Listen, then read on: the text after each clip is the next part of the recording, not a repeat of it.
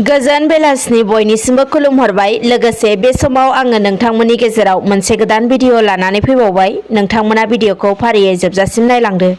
सेथि खौराङाव दङ दिनै 15 आगस्ट हादरनि 75थि उदांस्रि सान। दिनैनि भारत उदांस्रि सानाव भारतनि गुबुन गुबुन रायजोआव फालिनायजों लोगोसे आसामनि गुबुन गुबुन जिल्ला महकुमा बायदि खुंथायावबो फालिदों।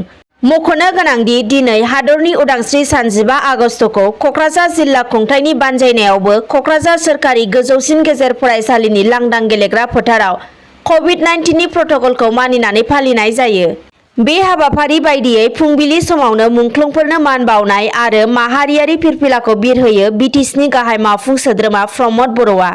लोगोसे बे हाबाफारियाव बाहागो लानो हादों क'क्राझार जिल्लानि जिल्ला बेंगिरि एम.एन. दाहाल, एस.पि. प्राटेक बिजय थुपे, बिटिसिनि प्रिन्सिपाल सेक्रेटारि सान्तानु गदमारि आरो जायगानि एम.एल.ए. लरेन्स इस्लारिजों लोगोसे बिटिआरनि मावफुंगिरि सोद्रोमा रेवरेवा नार्जिहारि आरो क'क्राझार जिल्लानि गुबुन गुबुन बिबाननि बिबानगिरिफोरा बे हाबाफारियाव बाहागो लादों।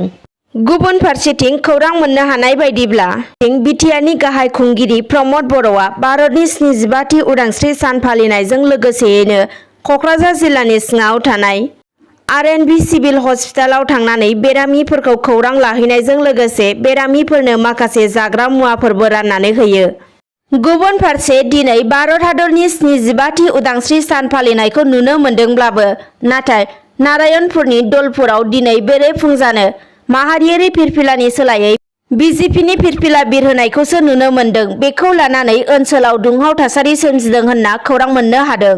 मख'नो गोनांदि भारत उदांस्रि सानाव बेरेफुंजानो दावराव थासारिया सोमजिनानै थांदों नारायणपुरनि दलपुराव।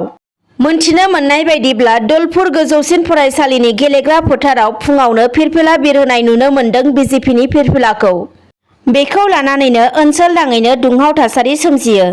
दानिया आरोबाव फैबावदो नेपाल हादराव थांनाय बावैसो सान सिगां जालांनाय इन्टारनेशनेल चेम्पियनशिप 2021 खारनाय बादायलायनायाव देरहासार जाना सनानि मेडेल आवथायना लाबोनो हानाय उदालगुरि जिल्लानि बकतपारा गामिनि थागिबि खनजलता बर' बिथांखौ दिनै गावनि जोनोम हादरसा आसामाव सफैनाय लोगो लोगोनो रङिया रेल स्टेशननिफ्राय दुंब्रुदै बरायना न'सिम लाबोयो। मख'नो गोनांदि खलायगाव, बकतपारा आरो मोदैबारि दख'रा फरायसा आफादजों लोगोसे गुबुन गुबुन आफादफोरा बिथां खनजलता बर'खौ आर'नाइ आरो बिबार होनानै गाजा गोमजायै बरायना गोजोन हामलायनाय बावो। गुबुन फारसेथिं बिटिआर सरकारनिफ्रायबो बिथां खनजलता बर'निसिम साबायखर बावहरो आरो खनजलता बर'आ लाइमोन गेलेगिरिफोरनि थाखायनो थुलुंगाखां सासे राफोद गेलेगिरि महरै थाथों होननानै बिटिआरनि गाहाय खुंगिरि प्रमद बर' बिथाङा बुंथियो। बेजों लोगोसे थाबैनो बिथांनो बिटिआर सोरखारनिफ्राय नांगौ बायदियै मदद खालामनाय जासिगोन जाहाथे इयुनाव जाफुंसार जानानै ओनसोलाव आरोबाव गोग्गानाय लाबोनो हायो होनना बिथां प्रमदआ गावनि अफिसियेल फेसबुक पेजनि गेजेरजों बुंथियो। दिनै हादरनि 75थि उदांस्रि सान फालिनायनि गेजेरजों हाथियार लानानै सोमावसारग्रा आलफा उदांनि दैदेनगिरि परेश बरुवाखौ न'फारसे फैफिननो खावलायदों आसामनि गिबि मन्थ्रि ड हिमन्त बिश्व शर्मा बिथाङा। दानिया फैबावदो आसामनि बक्सिं गेलेगिरि लाभलिना बरग'हाया टकिअ अलिम्पिकआव सेमि फाइनाल गेलेनानै ब्रन्जनि मेडेल आवथायनो हानाया भारत हादरजों लोगोसे आसाम हादरसानि थागिबिफोरखौ गोजोन होनो हादोंमोन। मख'नो गोनांदि टकिअ अलिम्पिकआव ब्रन्जनि मेडेल आवथायनो हानाय लाभलिना बरग'हाया 1 बोसोरनि उनाव आसाम फारसे गावनि न'आव फैफिनो।